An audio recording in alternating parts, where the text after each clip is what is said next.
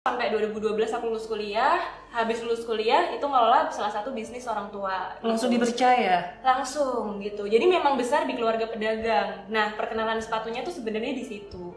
Akhirnya bikin brand sepatu namanya Amazara. Amazara itu nama anak aku sebenarnya. Waktu itu kita ada CS tuh 13 orang. Kita shift gitu di Jogja. Untuk mereka bisa nge-follow up, untuk mereka bisa balesin komen di Instagram, di DM, di WhatsApp, di Line. Jadi kalau kembali lagi kayak yang postingan viral yang Christina bilang itu, di situ aku bilang one of the main point kenapa kita bisa fail waktu itu, first of course karena aku sendiri memang lagi ada masalah pribadi waktu itu. Jadi 2019 itu I was facing my divorce. Oke.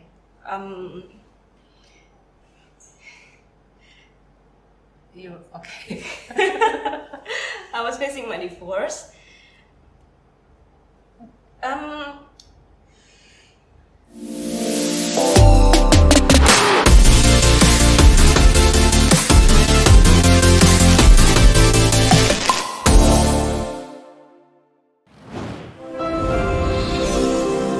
Video ini dipersembahkan oleh 101red.com. Jualan online tanpa ribet. Halo semuanya, kembali lagi jumpa di channelnya Christina. Kali ini gue lagi bareng seorang cewek asal Jogja yang sangat luar biasa. Dan ceritanya itu sempat viral di akhir tahun lalu. Iya nggak sih, akhir tahun lalu? Iya, Agustus 2019. Cumanya itu nanti kita akan ceritain di tengah-tengah interview ini. Oke, langsung aja gue kenalin wanita cantik di sebelah gue ini. Namanya adalah Uma Hapsari, pemilik brand dan founder dari Amazara.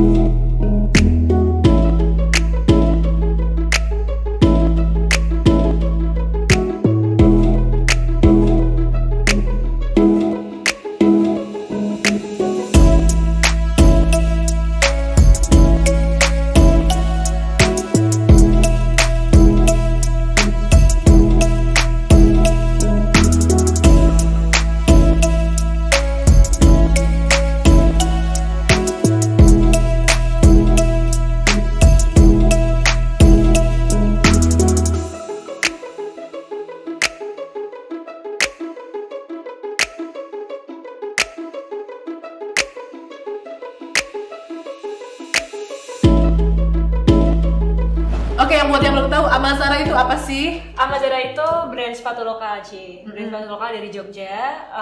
Kita awalnya produksi slip on aja gitu. Terus habis itu kita berproses jadi bikin sneakers, bikin heels, bikin flat shoes yang kita mulai dari 2015 akhir gitu. 2015 akhir dari Jogja, terus 2017 kita berkembang, just kayak any other online shop aja kita sebenarnya jualan dari sendiri. Waktu itu 2016 tuh masih kayak ke Pasar Anyar Bogor, beli grosir, terus diri labeling sendiri gitu. Sampai akhirnya kita ngerasa kualitasnya nggak bisa kepegang kalau memang nggak produksi sendiri gitu. 2018 kita bikin produksi sendiri, kita pindah ke Jakarta, kita ada gudang di sini, dan growth-nya emang cukup cepat pada waktu itu. Sampai 2019 akhirnya kita stop itu Agustus 2019 gitu. Gimana ceritanya lu bisa masuk terjun ke bisnis sepatu? Lu belajar dagang dari mana? Atau apa sih yang mengawalinya gitu? Sebetulnya background sepatu nggak ada gitu. Mungkin Christina juga nggak ada background tukang bikin lipstick ya. Sama kayak aku juga nggak ada namanya tukang bikin sepatu gitu. Cuman memang perkenalan dari sepatu tuh udah dari kecil banget. Jadi bapak aku itu pada waktu aku TK tuh buka kios di Pasar Bantul. TK tuh bapak udah beli barang dari Solo, dia bawa sendiri pakai motor terus jual di pasar gitu. Nah pada waktu itu pulang sekolah tuh udah kayak ke pasar bantuin sih, nongkrong di situ ikut juga karena kan ibu di situ bapak di situ. Terus sampai akhirnya dari kios itu karena ada beberapa hal dipindah ke rumah gitu. Pindah ke rumah, nah dari yang tadinya sepatu terus jadi jualan baju dan segala macem, itu namanya Toko Pantes. Kalau mungkin orang Bantul mungkin tahu gitu. Toko Pantes itu berarti dari tahun 92 lah, sekitar tahun. Berarti segede apa tuh tokonya, lumayan gede dong? Kalau pada waktu itu kan mulai dari kios doang, Ci. Jadi bener-bener kios aja, terus di rumah tuh kayak buka lapak gitu loh. Tambah gede gitu. Nah berproses karena sekarang udah 20 sekian tahun ya, udah mau 30 tahun. Sekarang cabangnya udah ada 10 gitu. Cuman itu bisnis orang tua, bukan bisnis aku. Kembali lagi ke sepatu itu tadi, kita jualan brandnya. Masih dropship lah. Kayak gitu. Jadi dropship, masih reseller lah. Resellerin orang lain gitu. Terus ada beberapa brand itu, terus habis itu aku kuliah itu sampai 2012 aku lulus kuliah. Habis lulus kuliah itu ngelola salah satu bisnis orang tua. Langsung dipercaya? Langsung gitu. Jadi memang besar di keluarga pedagang. Nah perkenalan sepatunya tuh sebenarnya di situ. Terus habis dari waktu itu lulus kuliah pegang satu cabang di Bantul. Terus jadi ngerti kan, oh interaksi tuh begini begitu. Terus akhirnya aku pikir kenapa nggak bikin brand aja? Kenapa jualin brand orang terus gitu? Terus pada waktu itu 2015 akhirnya bikin brand sepatu namanya Amazara. Amazara itu nama anak aku sebenarnya. Berarti lu di tahun itu udah punya anak? Udah ada, dia waktu itu setahun. Sekarang dia udah 6 tahun. Tapi sebenarnya sepatu Amazara ini awalnya nggak sepatu. Jadi kita tuh waktu itu bikin website gitu loh, Ci. Karena waktu itu Tokopedia, Shopee itu belum segini-gini banget kan. Jadi terus aku tuh waktu itu cuma mikir kenapa nggak barang-barang yang ada di toko tuh di onlinein aja. Karena kan ada beberapa brand kosmetik, beberapa brand baju, beberapa brand sepatu, jadi taruh aja di situ gitu. Waktu itu pertengahan 2015 setelah Juli. Jadi websitenya namanya www.amazara.co.id. Tapi barang-barangnya nggak ada sepatu brand Amazara sebenarnya. Ya udah. Masih brand orang. Iya, karena mikirnya waktu itu kan dari apa yang dipunya depan mata aja, jadi nggak perlu ekstra modal lagi kan gitu. Taruh aja di situ. Terus kita coba beberapa minggu lah. Udah online, waktu itu aku masih inget banget pakai WordPress doang gitu, tapi di custom. Terus habis itu ternyata nggak ada yang beli. Orang tuh nanya-nanya banyak. Sekarang gini, kayak kalau misalnya ada brand A gitu ya, terus kita ngapain orang itu beli dari all shop aku istilahnya dengan harga retail segitu, plus dia masih tanggung ongkir pula, sedangkan di kotanya dia ada cabang dari si brand ini gini. Kan nggak make sense gitu. So aku pikir, kalau misalnya memang mau jualan sesuatu yang nggak bisa dibandingin dari segi harga, ya harus punya brand sendiri gitu. Terus karena waktu itu kenalnya cuma pengrajin sepatu, ya udah bikin sepatu aja, relabeling Amazara. Jadi sepatu yang udah ada dari tempatnya di Pasar Anyar Bogor waktu itu kan suka beli grosir gitu, terus diganti aja namanya jadi Amazara gitu. Terus coba jual di Instagram. Oke, boleh diceritain nggak strategi lu sendiri ngebesarin si Amazara ini di Instagram di tahun 2015 ya? 2015 gitu. Waktu itu seperti apa? Sebetulnya nggak ada spesifik strategi, cuman saya itu selalu percaya kalau word of mouth itu sebuah strategi pemasaran yang paling strong sebenarnya, dan paling susah juga sebenarnya. Jadi 2015 waktu itu kita post lah beberapa, waktu itu kita mulai dari wedges, platform, sama slip on. Kita coba, stoknya cuma minim-minim banget, kayak masing-masing 1 kodi gitu. Terus cuma dari situ terus kita foto sendiri, terus diedit sendiri. Waktu itu aku masih inget banget satu graphic designer freelance 1 bulan digaji kayak 750.000 buat ngedit gitu, terus di-upload di Instagram. Cuma ternyata karena editannya mungkin terlalu gimana, terus udah gitu waktu itu harga awalnya itu 89.000 harga sepatunya. Iya. Oke. Karena kalau dijual di offline itu kayak cuma sekitar 60.000. Jadi aku pikir 89 udah oke lah gitu. Tapi mungkin karena image-nya di Instagram terlalu wow, harganya 89.000, orang malah nggak ada yang beli. Dan ketika aku nanya ke temen yang paling deket gitu, kalau kamu lihat ini mau beli nggak? Respons dia tuh cuman gampang aja. Gue sih kira lu nipu gitu, karena kan masa bagus banget 89.000 sih kayak gitu. Saking udah niatnya sama fotonya, tapi masa harganya segitu. Iya, so ada beberapa hal yang memang di tengah jalan tuh kita nggak expect kan. Terus habis itu kalau gitu strategi penentuan harga itu ternyata nggak harus melulu murah gitu, tapi harus pas dengan produk kita gitu.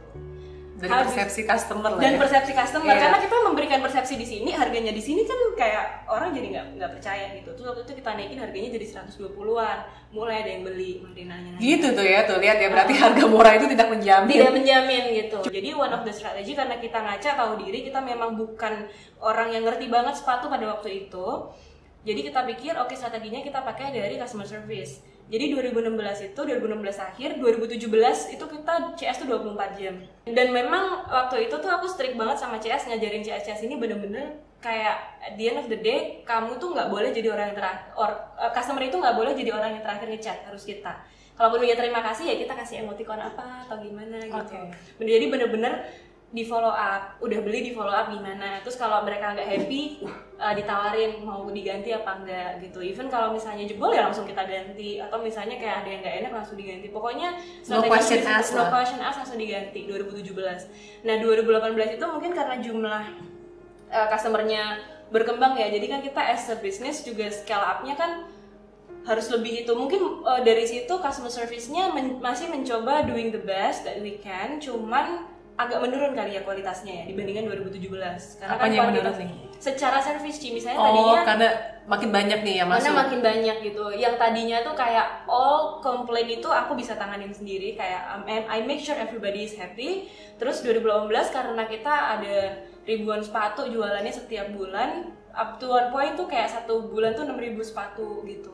Kalau lagi rame ya, itu ngebayangin meng-after service, nge-follow up 6.000 orang itu kan nggak segampang gitu juga gitu. Jadi kalau misalnya mau CSJ 24 jam, waktu itu kita ada CS tuh 13 orang, kita bagi shift gitu di Jogja. Untuk mereka bisa nge-follow up, untuk mereka bisa balesin komen di Instagram, di DM, di WhatsApp, di Line, di mana kan agak susah gitu. Dan pada kenyataannya kalau kita main di dunia sepatu tuh ya, itu untuk bisa menjaga size tetap segitu itu memang challenging banget sih. Kenapa? Karena sepatu itu kan komponennya banyak tuh. Dari alat-alat yang kita pakai tuh misalnya, kalau kita nggak pakai shoelace, namanya tuh yang buat ngebentuk sepatu tuh namanya shoelace. Kalau shoelace-nya kita nggak pakai yang bagus, kita pakai shoelace kayu misalnya, kayu itu seiring berjalannya waktu dia nyusut. Jadi 36 yang di awal itu mungkin tahun depan bisa nyusut jadi 35,5. Jadi harus ganti tools lagi. Kecuali kalau pakai yang bagus sekali ya, dia mau 20 tahun juga nggak ganti gitu. Dan itulah kenapa 2018 itu kita kan kayaknya nggak bisa keep up sama demand-nya. Demand-nya itu kan banyak. Cuman kita modelnya mungkin modelnya banyak secara style. Cuman secara bentuk mungkin ya begitu-begitu aja.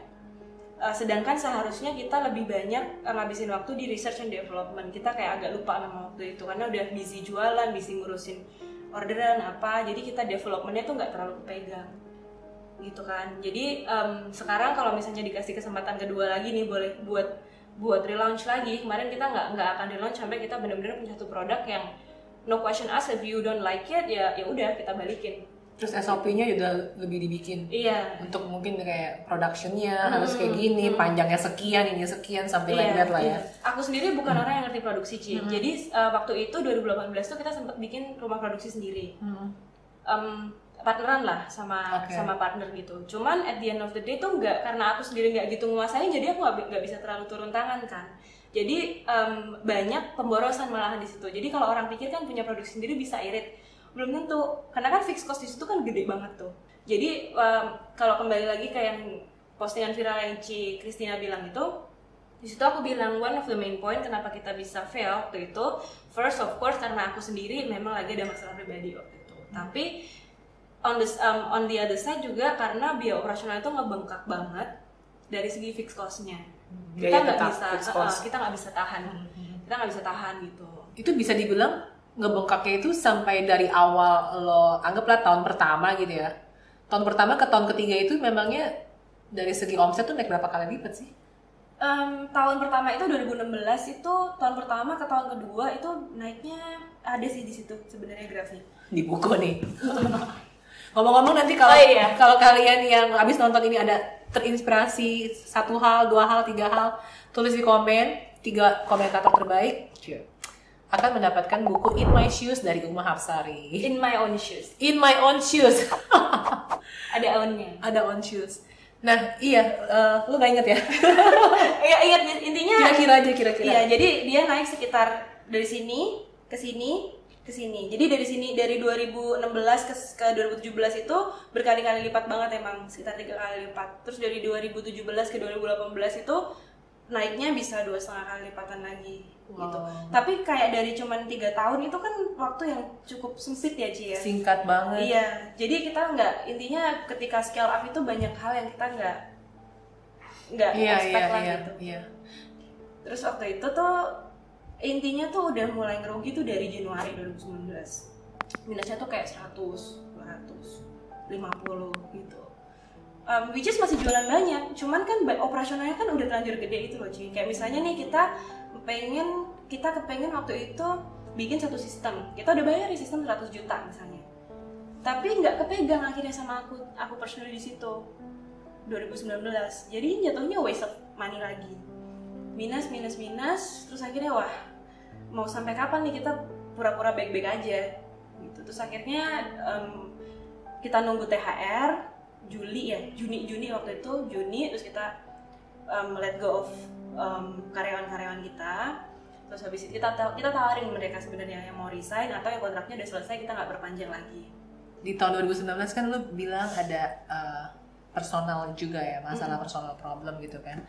Mungkin boleh nggak sedikit lu kayak ceritain gitu loh, biar, karena jujur kalau lu cuma bilang karena salah ini, come on lah, seorang Uma bisa tidak monitoring tuh kayaknya nggak make sense. Makanya kenapa pas lu bilang ada personal problemnya memang seberat apa sampai akhirnya Amazara harus tutup walaupun kemudian relaunch kayak gitu loh. Jadi 2019 itu I was facing my divorce. Oke.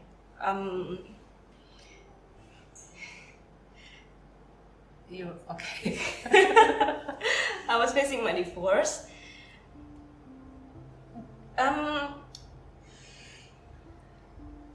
Apa ya? Ada it was a bad divorce. It was a bad divorce. Jadi gini, sebenarnya aku kan nikah itu 21 Ci. 21 aku udah nikah. Yeah. Terus 23 tuh aku udah melahirkan. Okay. Jadi 22 tuh aku hamil, 23 aku melahirkan. Terus habis itu our family was oke lah, kita running itu sampai 7 tahun kemudian gitu. Ada masalah keluarga, akhirnya kita nggak cocok lagi, terus harus divorce. Seperti divorce yang lain pasti kan berat dong. Yeah. Dan itu tuh terjadi bersamaan ketika lagi pengen lagi bener-bener kepengen lari gitu usahanya. Jadi investasi yang kita udah taruh nih, itu ya udah nggak ada yang ngurusin gitu. Example gini deh, misalnya kita lagi membuat sebuah army nih, tentaranya dikasih AK-47, the best uniform, terus dikasih rumah yang paling bagus gitu, terus kaptennya udah siap tempur dong gitu. Hari tempurnya kaptennya nggak ada, ya nggak ada yang pakai fasilitasnya gitu, dan itu yang akhirnya menggerogoti perusahaan. 2019 tuh aku bener-bener nggak datang ke kantor, I think cuma 2 atau 3 kali deh ke kantor, itu juga nggak ada semangat pasti, the whole year gitu. Jadi kenapa aku nulis buku ini juga, ini sebenarnya buku curhatan awalnya kan. Jadi 2018 itu Alex dan media approach, terus habis itu mereka bilang, Mbak Uma, tulis dong caranya ngebangun Amazara tuh kayak gimana, mulai dari ngebangunnya sampai sekarang gitu. Yaudah tulis gitu. Di buku ini kan ada 3 chapter Ci. Chapter pertama tuh tentang bagaimana memulai dari nol, chapter kedua tuh tentang bagaimana mengembangkan bisnisnya. Terus udah tuh stop sampai situ sebenarnya. Terus aku bilang sama my publisher, kalau ini di-publish sekarang dalam keadaan Amazara kayak gini, totally doesn't make sense. Orang ngapain dong ngikutin cara sukses yang aku kasih kalau kenyataannya I had to experience failure kan 2019. So aku bilang hold on sebentar aja, kita pending bukunya, aku mau tulis chapter ketiga, yaitu tentang belajar dari kesalahan, karena yang aku pelajarin tuh bisnis tuh naik turun kan Ci. Bisnis tuh naik turun, dan itu yang aku percaya nggak bisa jauh juga dari personal life kita. Kalau misalnya kita sehat, kita datang ke kerjaan tuh produktif gitu. Kalau misalnya kita dalam keadaan emosional yang bagus, kita bisa jadi great leader. Tapi and especially maybe women ya, we're a lot more emotional. Yang mana bagus sebenarnya untuk istilahnya untuk memanage karyawan sebagai in terms of HRD-nya gitu. Tapi kalau misalnya kita lagi emotionally nggak bagus, ya kita tuh all over the places, kerjaan tuh nggak akan beres gitu. Aku ngomongnya udah rada ini, cause this is the very first time I talk about this. Gue belum baca selesai sih. Lo tulis di sini juga nggak sih? Ini tulis di chapter 3. Dan ya setelah lu bilang kayak gini, make sense banget sih. Apalagi anak lo juga pasti mikirin anak lo kan? Yeah, definitely. Yang aku tulis di chapter 3 itu adalah gini sih Ci sebenarnya. I think ada ekspektasi di luar tuh yang kayak paradigma you have to tick all the list lah. gitu. Terus umur 20 sampai umur 27 kan sebenarnya I think literally ya, kayak misalnya kuliah cepat. Kuliah tuh nggak ada 3 tahun cuy, jadi cepet banget. Terus sepulang kuliah juga langsung nikah. Terus langsung punya anak juga, nggak ada masalah di situ. Terus habis itu malah langsung punya bisnis. Kuliah tuh sempat kerja, langsung punya bisnis. Bisnisnya bukan cuma satu lagi, ada bisnis ngelola usaha keluarga sama bikin brand sendiri. Ideal banget gitu loh udahan hidupnya. Terus ketika itu juga malah banyak yang orang yang ngomong sama aku kayak wah bisa sukses ya gitu-gitu. Cuman nggak fulfill juga sebenarnya. Sampai akhirnya 2019 I was asking for a divorce because that's what I want. Dan memang prosesnya nggak gampang ya. Kita harus start over again. Kita yang tadinya nyaman-nyaman aja jadi harus ngebangun lagi. Yang tadinya udah di setup begini jadi harus start over again gitu. Banyak banget 2019. That's why 2019 tuh aku tuh kayaknya nge-post Instagram tuh cuma paling 2-3 kali ya. Karena lo fokus ya ke sidang lah, ke ini. Iya, a lot of things. Pindah rumah, bla bla bla gitu. Banyak banget yang diurusin. Tapi anyway, dari situ aku belajar, terus kayak aku kepengen bukan kayak gimana ya, kalau misalnya kita cerita gitu ya tentang the detail of it, orang kan malah jadi gosip kan. Karena kan kita gini sih, kalau misalnya kita kayak selama ini kan kita berjuang untuk memenuhi ekspektasi 1, 2, 3, 4, 5, 6. Which is aku nggak bilang nggak happy loh ya. Ketika kita memenuhi ekspektasi itu tuh kita sebenarnya ya happy aja ngejalaninnya. Cuman nggak fulfill aja gitu. Ya udah dijalanin aja kayak autopilot aja. Terus ketika kita udah tick all the list, and then what? Terus disitu aku mikir, I don't want this life that people want. Aku boleh minum dulu aja? Boleh. Dan teh kotaknya habis. Dan going through divorce sampai melewati perceraian itu menurut gua itu emotional draining banget sih, menguras emosi sekali ya. Iya, dan marriage itu kan menyatukan 2 keluarga kan. Jadi itu kayak masalahnya tuh udah sampai kemana-mana. Tapi begini intinya, message yang pengen aku spread di sini ya Ci. Mungkin in my early 20s kita kan kepengen dong punya achievement lah, begitu. Ingin ada yang ditunjukkan gitu loh, gue bisa loh kayak gitu. Dan aku sih ngerasa mungkin pada waktu itu yang nggak salah juga kan, kita kepengen banggain orang tua, kita kepengen mandiri, kita pengen ini itu, jadi kita coba semua hal gitu. Tapi mungkin I think I push myself too hard sih. Jadi kayak harus begini. Jadi terus kayak maksain sedikit. Iya mungkin. Maksain. Nggak sedikit sih. Banyak mungkin maksain. Iya maksain ya. Kayak gue udah mesti kawin nih. Iya kan kayak. Lu pacaran berapa lama waktu itu? 3 months. Jadi kita pacaran 3 bulan terus habis itu. Jadi karena dikenalin kan waktu itu. Jadi kayak Bobo tuh kayak udah mau nyari kayak gimana sih? Karena kan kalau orang dulu bilang tuh kan, iya, lu mau cari yang cocok, mau cari sampai kayak gimana gitu. Terus dikenalin, kebetulan orangnya juga decent gitu ya, from a good family and everything. Terus ya udah Desember kenalan, April dia ngelamar. Terus habis itu aku tuh Agustus aku lulus kuliah. Lulus kuliah, terus habis itu November nikah. Jadi it was so fast. Cuman yang message yang pengen aku kasih adalah gini, ikutin ekspektasi orang lain itu nggak ada habisnya. Kalau misalnya kita habis ini pasti ditanyain lagi kapan punya adik nih Zara. Terus ditanya ketika kita melahirkan anak kedua misalnya, itu kan another commitment. Anak itu tidak pernah minta dilahirkan kan.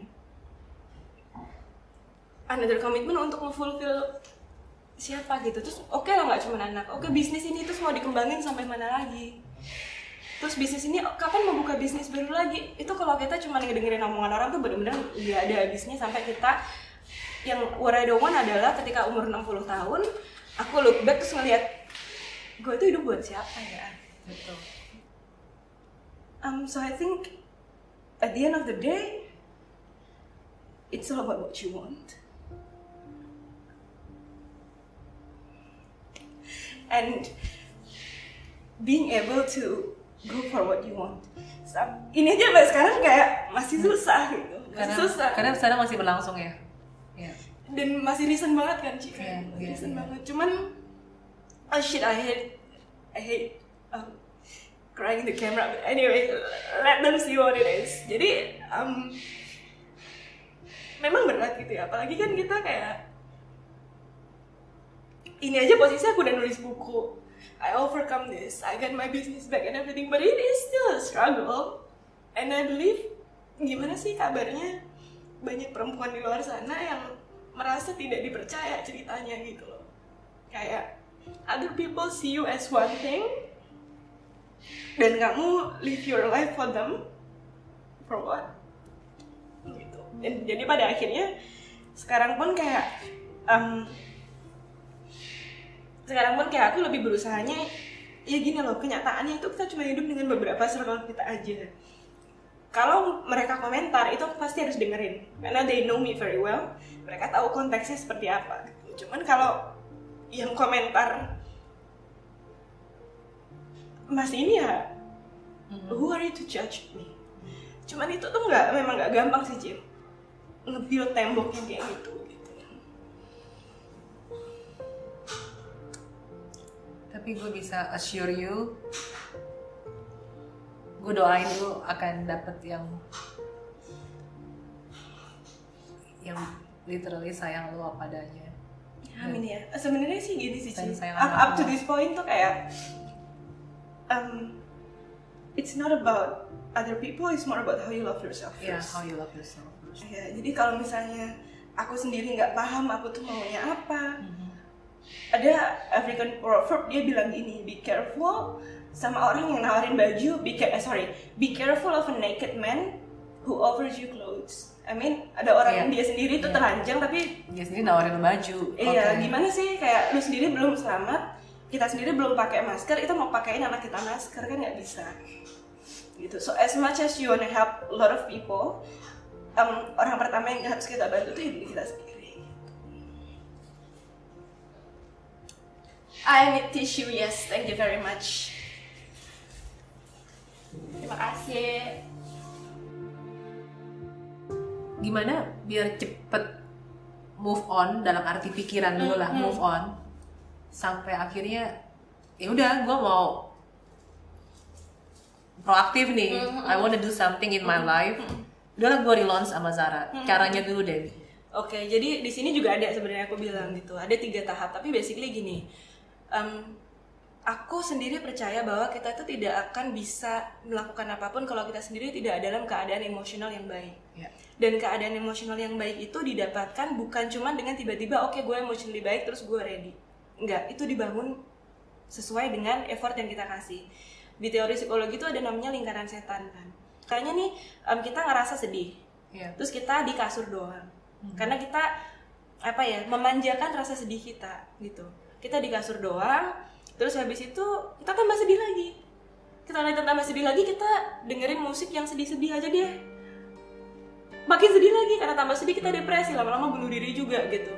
Itu kan namanya lingkaran setan. Cuman ada batas di sini gini sih, misalnya kita sedih nih. Kalau kita sedih, saya percaya banget kalau kita harus kasih waktu yang cukup untuk emotion kita supaya bisa bergulir. Bukan yang kayak oke, dipendem terus enggak, ini tuh nggak terjadi, being denial terus kita ngelakuin apa, itu juga nggak, secara jangka panjang itu emosi akan muncul lagi gitu. Jadi kasih ruang yang tepat untuk bersedih, cuman kita harus tahu, oke, at one point kita harus memaksakan diri buat kerja. Mungkin kalau ditanya siap nggak siap, harus siap gitu. Karena nggak ada satu titik di mana kita oke, aku siap, aku jalan. Karena ketika itu terjadi, it will already be too late. gitu. Jadi ketika kita tahu oke, gue harus melangkah sekarang, kita punya keberanian buat melangkah, itu tuh bukan berarti kita tidak punya rasa takut gitu. Jadi kesiapan itu nggak akan pernah datang kalau misalnya ditunggu terus. Ketakutan itu nggak akan pernah hilang. Itu cuman bisa di manage dengan cara kita memilih setiap kali untuk berani ngelakuin sesuatu. Keren banget. Luar biasa. Kan tadi sempat kita di awal membahas beberapa problem di Amazara. Nah, what will you do differently? Apa yang akan lo lakukan berbeda di yang kali ini? Kita akan masih tetap Amazara yang sama in terms of kita akan tetap jualan sepatu, style kita akan tetap seperti itu, brandingnya akan tetap seperti itu, kita tetap punya jiwa service yang sama. Tapi kali ini kita nggak mau sekedar kayak didikte aja gitu oleh demand. Kita harus bisa melihat demand ini dengan baik secara keseluruhan, bukan cuma demand-nya A kita lakukan A, demand-nya B kita lakukan B. Ini sama aja kayak Ci Kristina ngomong apa aku ikutin, sebelah sini ada yang ngomongin lagi aku ikutin. Itu melelahkan sekali. Dan itu saya percaya mungkin jangka panjangnya akan kurang bagus. Karena capek banget kan Ci melakukan ini itu. Kali ini kita akan lebih sering melihat diri kita itu sebenarnya siapa gue sih? Apa yang sebenarnya mau dicapai dari bisnis ini? Karena I believe kita tidak akan bisa memberikan real impact melalui bisnis kita. Kita kan udah pernah ngobrol bisnis itu kendaraan. Tapi melalui kendaraan kita itu impactnya nggak akan pernah benar-benar ada. Kalau kita sendiri nggak tahu kita tuh mau memberikan message apa sih ke audience kita. Kita tuh mau menjual visi apa sih gitu. Nah makanya di chapter 2 ini visi misinya Amazara itu adalah we want our shoes. Kita mau sepatu kita itu menjadi pengingat dari customer kita, audience kita untuk menjadi the best version of themselves. Itu I think message yang Amazara mau sampaikan. Gitu. Nah mungkin sekarang kan untuk lo relaunch lagi, pasti strategi pemasaran lo ada yang mesti sedikit dibedakan ya nggak sih daripada yang waktu tahun 2015 baru launching pertama kali kan. Mungkin nanti boleh lo ceritain atau lo mau ceritain gimana tips-tips nge-branding itu bikin brand tuh kayak gimana gitu. Oke. Jadi sebenarnya brand itu as simple as this. Brand itu adalah bagaimana sih orang lain itu gimana sih cara kita bisa ngebuat orang lain itu muncul perasaannya terhadap apa yang kita kasih gitu.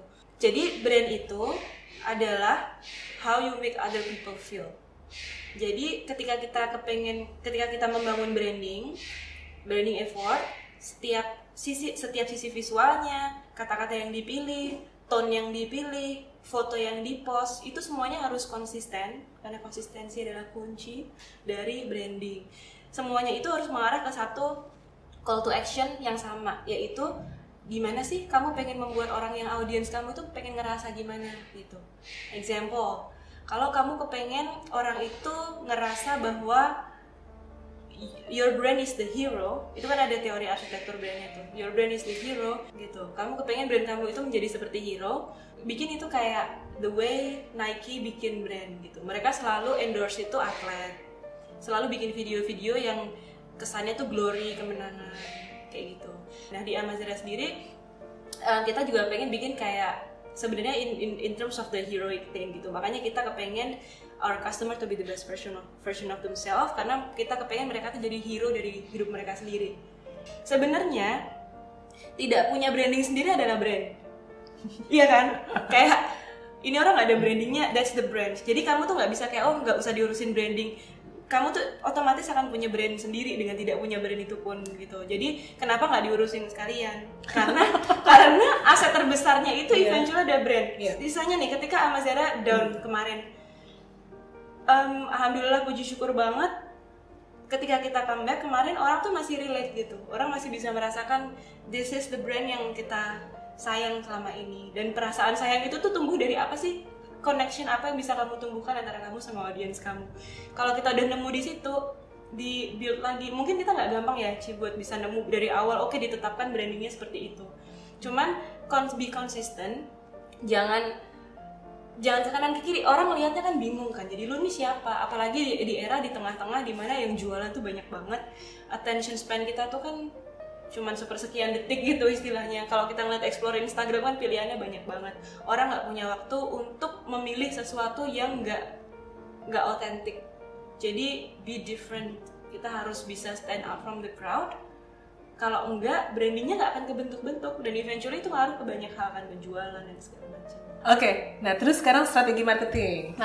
Oke. Dari awal aku I'm a big believer of word of mouth sebenarnya.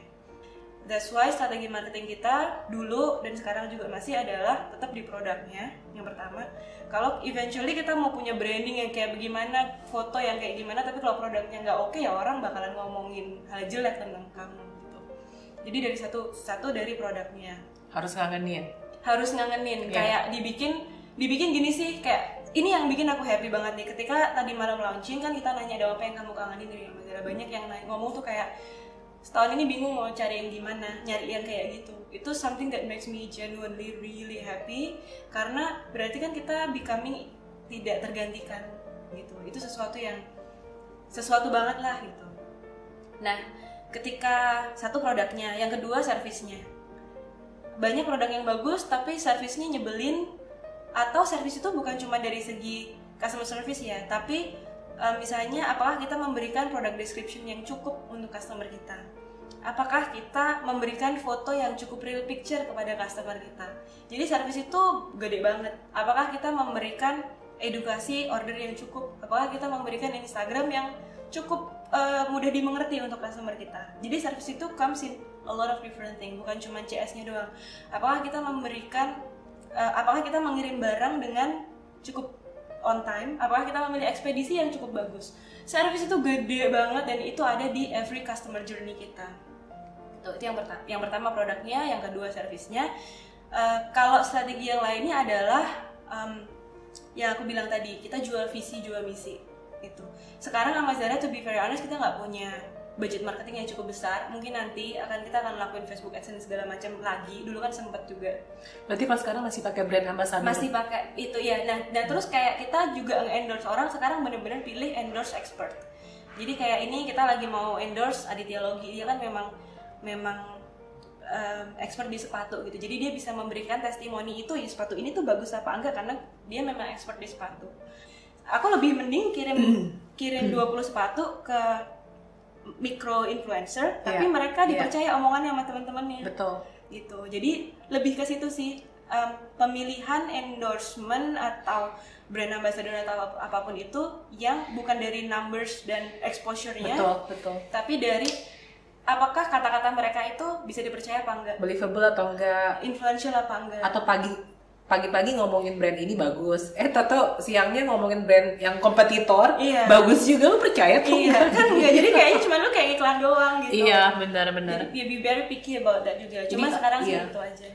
Nah sekarang gimana? Sekarang kan banyak kayak orang ngepost di Instagram gitu kan. Kalau gue perhatiin tuh Amazara tiap kali ngepost apa-apa, banyak yang like, banyak yang komen kayak gitu. Gimana sih tipsnya? First of all, kami tidak nge-treat social media untuk hard selling. Oke. First. Second, kami lebih nge-treat social media itu sebagai platform komunikasi kami aja. Yeah. Kita nggak akan pernah bisa saling engage kalau kita nggak berani menampakkan kita itu siapa. Kalau kita nggak berani autentik dan kita nggak menampilkan konten-konten yang relate sama customer kita, mereka nggak akan komen. Orang itu sangat tertarik ketika kita memberikan konten yang relate sama mereka. Kenapa? Karena mereka itu basically suka ngomongin diri sendiri. Gitu. Mereka itu suka explain, gue tuh sebenarnya begini loh, gue tuh sebenarnya begini loh. Misalnya aku tuh sebenarnya itu orangnya A loh. Terus ada Amazara yang muncul dengan konten Koreanya. Nyambung gitu. Jadi pelajarin audiens kamu itu, mereka itu kalau weekend kemana, mereka itu usianya berapa, mereka itu naik motor apa naik mobil, mereka tuh suka Korea apa enggak, mereka itu apa. Jadi pelajarin karakter-karakter dan behavior audiens kamu. Jadi ketika kita ngasih konten itu kita nyambung gitu. Dan ketika kita memberikan konten yang nyambung, mereka pasti kepengen join ngomong. Makanya dulu-dulu kita banyak ngomongin itu Korea quotes gitu-gitulah. Jadi begitu kita ngomongin horoskop atau Korea itu banyak banget yang komen. Kalau ngomongin sepatu ya kita nggak ngasih quotes yang kayak hard selling banget gitu loh, Ci. Kayak ini bisa dibeli dengan harga segini-gini gitu. Oke guys, jadi thank you banget Uma buat waktunya. Aku yang makasih banyak. And by the way, Ci Christina ini benar-benar genuinely baik banget. Karena Ci Christina ini adalah, coba bayangin, dia host, dia have the business, dia punya YouTube-nya, dan dia yang kayak masih geser-geser ini sana sini, terus dia masih punya waktu make time untuk bantuin aku make up karena aku datang ke sini nggak pakai make up. Jadi imagine betapa baiknya. Makasih banyak Ci. Thank you so much for having me. I truly appreciate it. Aku ada bawa sesuatu. Oh, gue pikir tadi ini cuma kayak dipajang doang gitu. Iya, ini masih pakai kardus kita yang lama karena belum masuk kardusnya dari segi produksi. Tapi ini buat Ci Christina, it's very special. Ini buat gua? Iya dong, masa gimana? Gue pikir tadi dia cuma mau kasih contoh. Enggak, cuma kayak ini ya, product placement aja ya. Ini buat Ci Christina. Ntar semoga bisa masuk 101 ya. Amin. Oh, nice banget loh, ini sepatu sneaker. Makasih banyak. Oh, kok lu tau sih gue suka pakai sneaker? Everyone loves sneakers. Tebak-tebakan doang lagi aja. Iya nggak sih? Bagus ya sepatunya. Tapi basically karena kita produknya cuma baru ada sneakers ini sekarang. 1 SKU dulu. Tapi brand lu ditaruh di mana mereknya ini? Nah, ini yang baru nih. Jadi ini AMA Z. Terus kenapa ini kayak gini? Karena ini melambangkan chapter 2, kan kayak angka 2. Oke. Terus produk lu itu yang paling hits sekarang yang sneaker. Ini memang kita mau fokus di sneakersnya dulu. Ini kita ada warna ini, ada warna biru, warna hitam, banget dalamnya. sama putih. Nah, dan dalamnya ini kita dari recycle insole. Kayaknya lu nanya asisten gue ya nomor sepatu gue berapa ya? Pantesan kemarin asisten gue nanya, Ci nomor sepatunya Cici berapa? Mau ngapain mau beliin gue? Udah seminggu yang lalu lagi. Oke guys, jangan lupa juga ini buku ini buat 3 komentar terbaik apa sih yang menginspirasi kalian akan mendapatkan 3 buku In My Own Shoes karangan Uma Hapsari. Iya, nanti aku packing sendiri, aku tanda tanganin sendiri, terus aku kirim langsung. Dapat tanda tangannya loh, keren banget ya. Jadi semoga kisah dari Uma ini menginspirasi sekali dan kalian yang nonton juga bisa terinspirasi dari semangat dan kegigihan Uma. Amin. Apa tadi quote-nya? Di buku itu aku tulis, have the courage to live in your own shoes, so you can be the best version of yourself and give meaningful impact for others. Artinya, punyalah keberanian untuk hidup di sepatu kamu sendiri. Artinya bukan sepatunya orang lain. Hidup dalam konteks kamu sendiri, hidup dengan terms and condition kamu sendiri, tanpa memikirkan terlalu banyak kata-kata orang. Dengerin boleh, tapi jangan make decision based on apa kata orang. Dan jadi dengan seperti itu kita bisa membuat atau meng-create bisnis yang benar-benar sustain, impactful, buat bisa membantu lebih banyak orang lagi. Karena kita nggak mungkin bisa bantuin orang lain sebelum kita membantu diri kita sendiri. Gitu ceritanya. Semoga membantu ya. Bantu banget, thank you banget Uma. Aku yang makasih banyak. Thank you so much for having me here. Oke guys, jadi gitu aja. Saya Christina Lee. Saya Uma Hapsari. Jangan lupa subscribe, jangan lupa komen, share, dan kasih jempolnya. Dan sampai jumpa di video saya selanjutnya. Bye!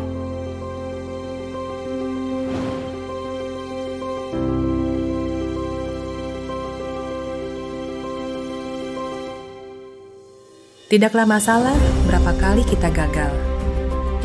Tidak penting berapa kali kita hampir berhasil.